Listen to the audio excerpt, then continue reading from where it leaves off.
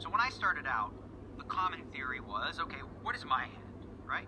So you understand what you have, the strength of your hand based on the board, and then the second question is, what hand do I think my opponent has, right? Very simple. What do I have? What do I think my opponent has? Well, that developed through the years to, now I know my hand, and I know the strength of my hand, so what range of hands could that opponent have? Could he have, a pair of sixes? Could he have three aces? So now you're not putting him on one specific hand, you're putting him on a range of hands.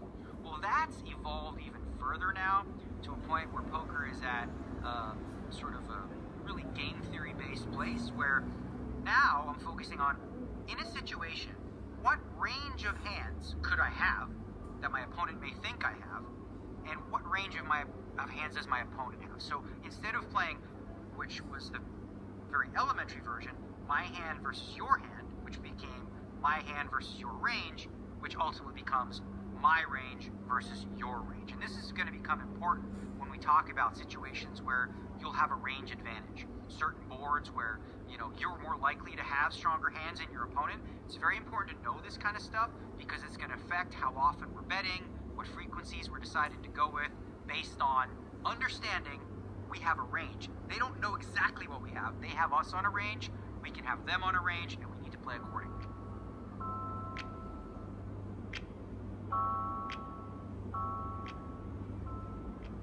When you're trying to break down an opponent's hand, you don't just throw out a dart and be like, you must have king 5. Now, you may have seen me do this on television in the old days, but essentially, I was still doing the same thing in terms of breaking down a range, starting with a wide one, making it smaller, and sometimes, because players were so obvious back then and they had such an honest way of playing, that I was able to pinpoint the exact cards. Now, ideally, you want to narrow it down to the smallest number of hands you can, and sometimes, against some specific players, you can specifically figure out their exact 2 cards. But ideally, what you want to just figure out is, okay, how many combinations of value hands do they have versus how many combinations of bluffs? Because that's all that's going to matter. You don't need to know exactly what the bluff is. You don't need to know exactly what the value hand is. You just have to gauge whether or not your hand, is good enough to beat the value hands, or whether or not your opponent is bluffing or not.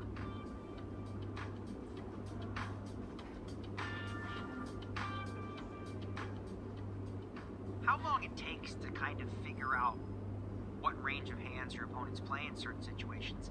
There's no real way to say, like, it takes exactly 1 hour, it takes 20 showdowns. I mean, people's ranges will change depending on their mood, their stack size, different situations, and there are a lot of variables. So obviously, the more hands you see, the better you will be at gauging someone's range of hands. But I would say that after you've played about 100 hands with somebody, you'll get a general sense of, for example, do they play more or less than what they're supposed to play? Like, do they play a lot of hands from under the gun, or are they playing too tight for the button?